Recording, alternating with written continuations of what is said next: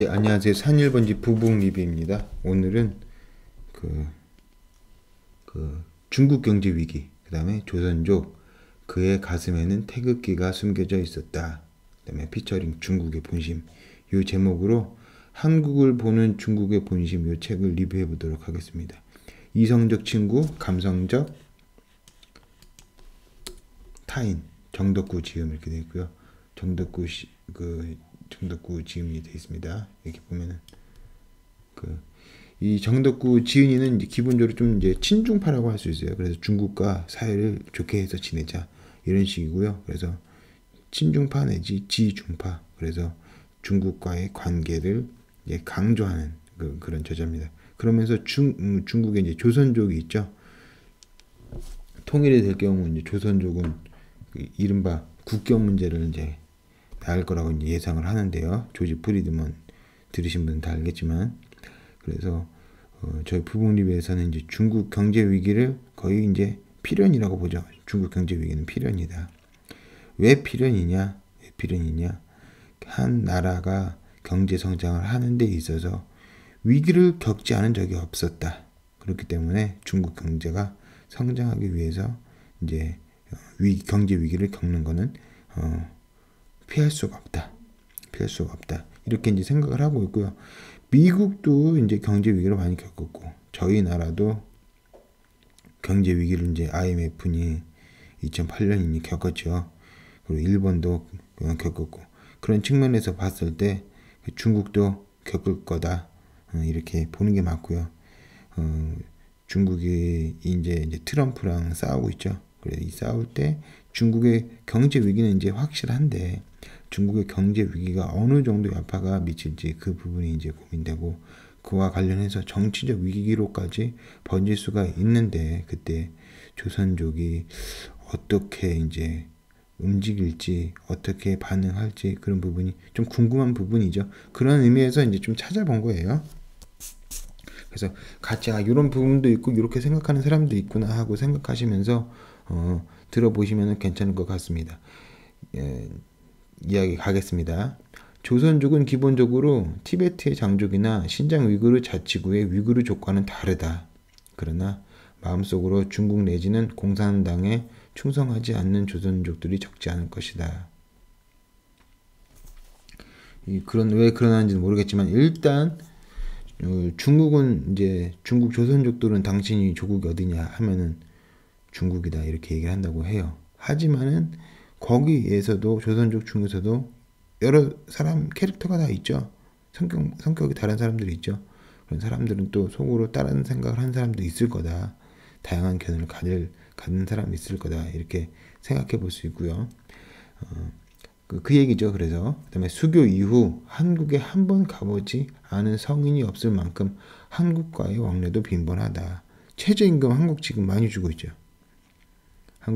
그래서 조선족이 한국에서 일을 하면은 중국에서 뭐 웬만한 그런 것보다는 돈을 더 많이 받지 않을까 이렇게 생각이 됩니다.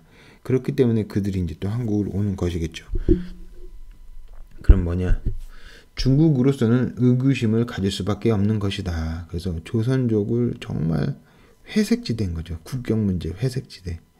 중국인이라고 그 사람들이 이야기는 하긴 하는데, 중국 입장에서도 봤을 때 또 수상하고 한국과 너무 친한 것 같기도 하고 여러 가지 생각이 된다는 말이에요.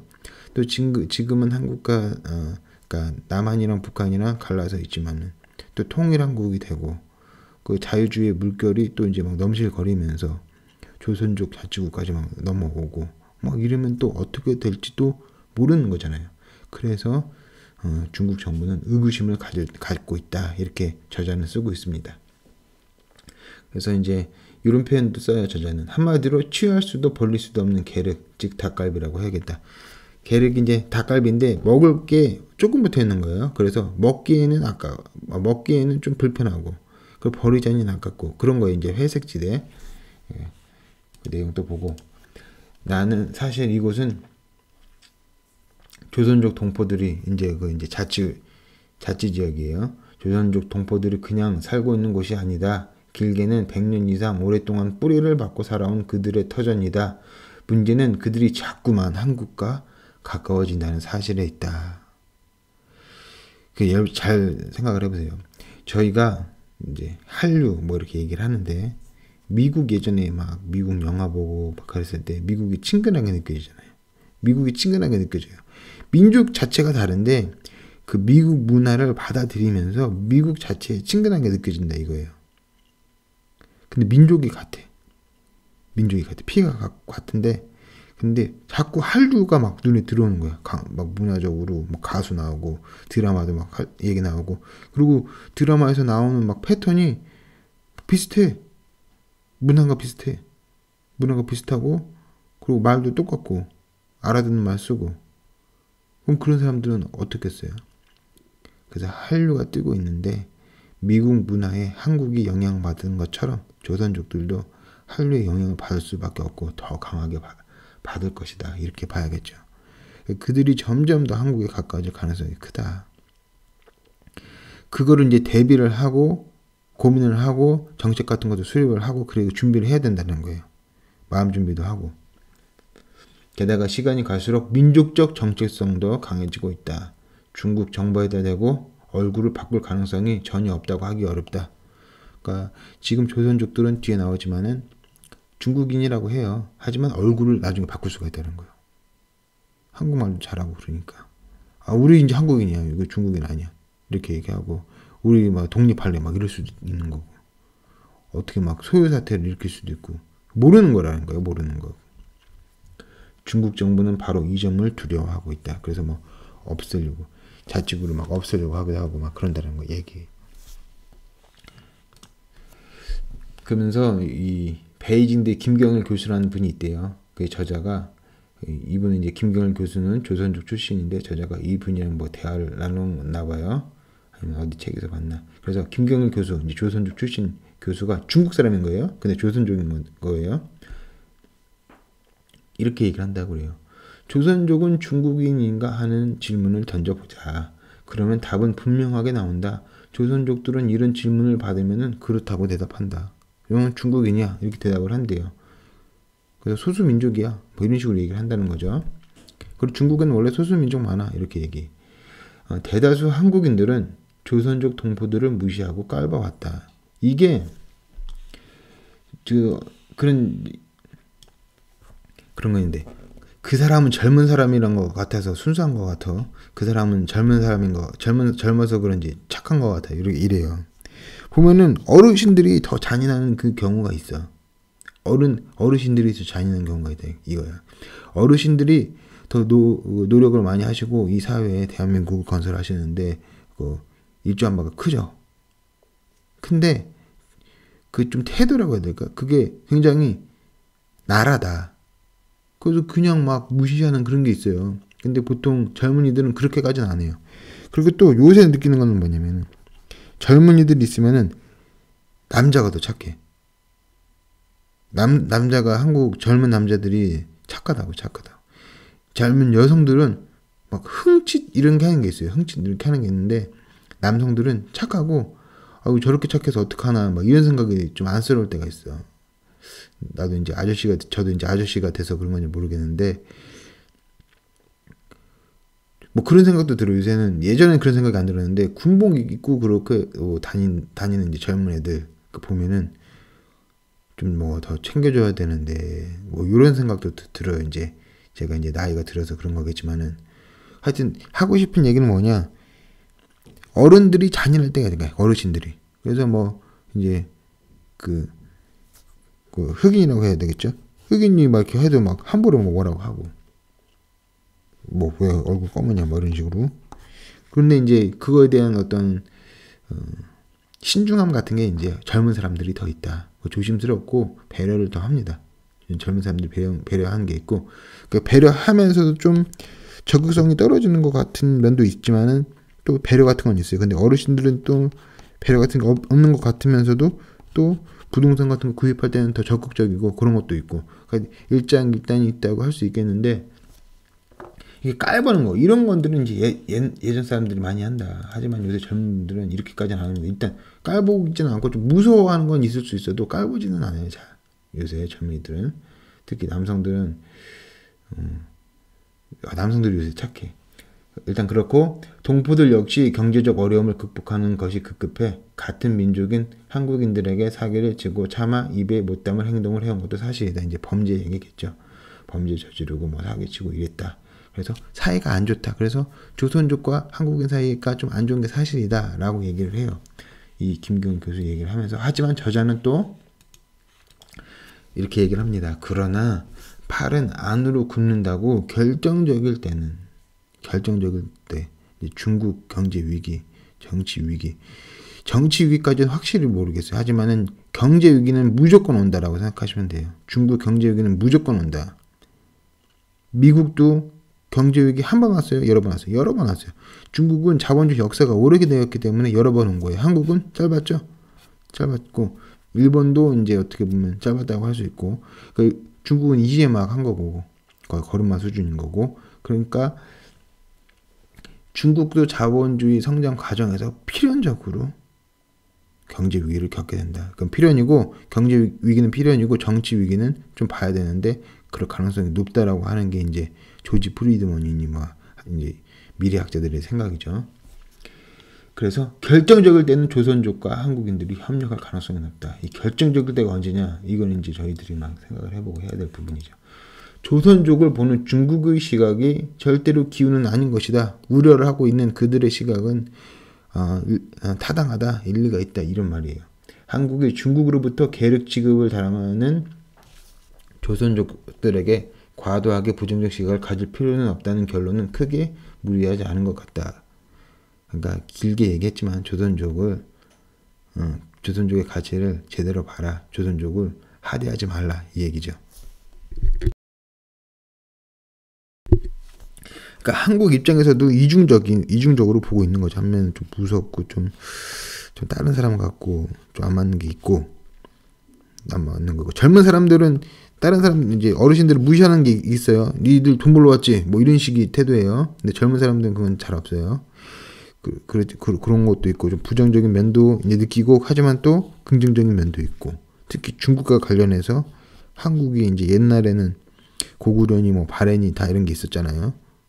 네, 그러니까 그런 부분에 있어서도 고려해야 된다. 그거는 이제 당연한 거죠. 이성적으로 판단했을 때. 그렇지 않아도 그들은 충분히 괴롭다. 조지 프리드먼 얘기를 다시 이제 반복을 하면 처음 들으시는 분도 있으니까 국경 문제, 멕시코 국경 문제를 이제 조지 프리드먼이 이야기를 합니다. 무슨 이야기냐? 미국은 너무나 강하다.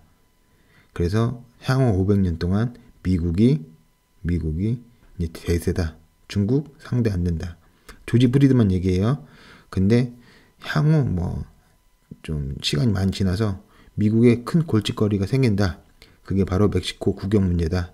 멕시코 사람들이 미국 국경 근방에 살고 미국 넘어와서 사는데 그 사람들이 국경 바로 너머에 자기 이제 아제트가 있으니까 근원이 있으니까 조국이 있으니까 그 사람들이 정치적으로 이상한 행동을 할 수가 있다.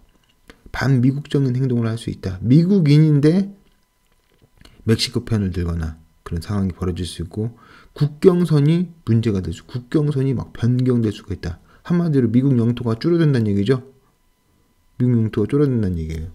멕시코랑 미국 국경 사이 그 북쪽으로 멕시코 사람들이 점점 많이 사는 거예요. 그래서 뭐 선거를 통해서 뭐 어떻게 해서 뭐 바꾸자 뭐 이런 식으로 나올 수 있다라는 얘기예요. 그러니까 그게 큰 골치다 이런 얘기를 했어요. 근데 이 상황이 이 국경 문제가 이 동북아로 오게 되면은 만주의 조선족 문제가 바로 되는 거랑 비슷하다는 거예요. 위쪽으로는 중국에 살고 있지만은 멕시코인들은 미국에 살고 있지만은 소속감을 멕시코로 갔듯이 이게 바로 문제를 만들듯이 조선족은 중국에 살고 있지만은 소속감을 뭐 한국으로 갖게 되면 이거 역시 문제가 될 수 있는 거 아니냐. 이제 응용을 해보는 거예요. 그거만 딱 얘기하는 게 아니라 여기도 저기도 적용을 해보는 거죠. 그래서 조지 프리드먼 그 얘기가 이 얘기고요. 그래서 조선족 문제는 계속 관심을 갖고 제가 책을 이제 읽고 그런 관련돼서 나오면은 소개를 해드리고 하겠습니다. 그래서 또 이제 저자 얘기합니다. 조선족은 중국을 구성하는 56개 민족 중에서 한족을 제외한 55개 소수민족 가운데 한족에 통화되었거나 혹은 외부의 민족 핏줄 차원의 조국은 있으되 힘을 쓰지 못하는 소수 민족과는 달리 그러니까 다른 데랑 다르다. 총명하고 근면함에 역사적으로도 부담스러웠던 적이 한두 번이 아니었다. 그 청나라를 세웠던 만주족, 만주족이라 하지만 그 사람들 보면은 자기가 예전에 신라 출신이다, 뭐 이런 식으로 얘기를 많이 해요. 예, 그렇기 때문에 그 문제가 이제 그런 역사적인 이제 얘기를 하는 거고, 한국 사람들이 총명하다. 한국 사람들이 IQ가 엄청 좋죠. 한국 사람들이 IQ가 엄청 좋습니다.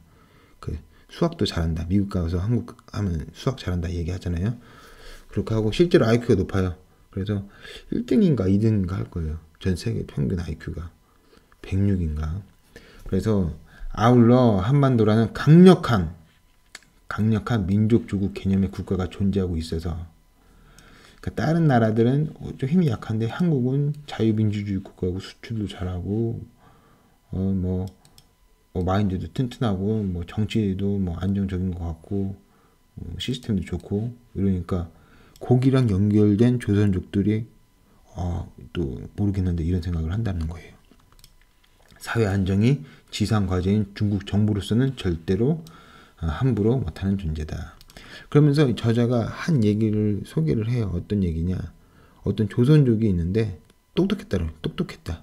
그래서 열심히 중국에서 뭐 성공하려고 뭐 꾸물꾸물한 거죠. 꿈틀꿈틀 이것저것 해보는데 차별이 있더라. 한쪽이 아니라서 차별이 있더라.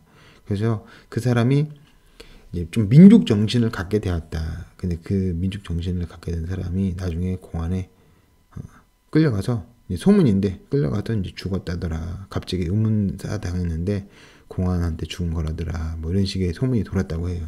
그 얘기를 이제 마지막으로 이제 보겠습니다. A가 이제 죽은 사람이에요. 그 조선족 뭐 유명한 이제 작가가 당시 소문을 이제 전한 거를 이 저자가 이 책에 소개를 한 겁니다. A는 자신을 비롯한 조선족이 절대로 중국 사회에 동화돼서는 안 된다는 얘기를 아예 입에 달고 다녔다. 우리에게는 남북한에 조국이 있다는 천기누설의 말도 의도적으로 하고 다녔다. 공안은 중국 공안이겠죠. 그와 그의 친구들을 주목할 수밖에 없었다. 걸핏하면 공안에 끌려가기도 했다. 결국 그는 의문의 죽음을 당했다. 이제 죽었다는 거예요. 그가 죽었을 때 그의 가슴에는 태극기가 숨겨져 있었다. 이런 얘기가 이제 소개되어 있습니다. 뭐 태극기 뭐 이렇게 얘기가 나오니까 제가 한국 사람이니까 어쩔 수 없이 그 뭉클해지는 게 이게 있는데 이렇더라는 거예요. 그래서 요거는 뭐냐, 그 딸바보 팬더 아빠의 잡동사니 서재 블로그인데, 네이버 블로그인데 거기서 가져온 거예요. 그 오늘날 연변 조선족 자치주 면적은 대략 남한의 40% 정도인 뭐 요거다. 중심지는 옌지다 뭐 이렇게 돼 있는데 이 정도 큰 거죠. 이 정도도 남한의 남한 절반만한 거니까 이런 큰 면적이 여기 자치주라 이거예요. 이게 나중에 어떻게 될지, 그리고 여기가 어떻게 될지, 그거는 조선족이 어떻게 움직이느냐 반응하느냐에 따라서, 특히 중국의 경제 위기가 왔을 때, 그때 이제 왜 이렇게 됐어? 중국의 경제 위기가 왔을 때 이제 문제가 되는 거죠. 그러면은 이제 이 꼭지는 여기까지 하겠습니다. 그리고 좋아요와 구독을 이제 눌러주시면은 도움이 됩니다.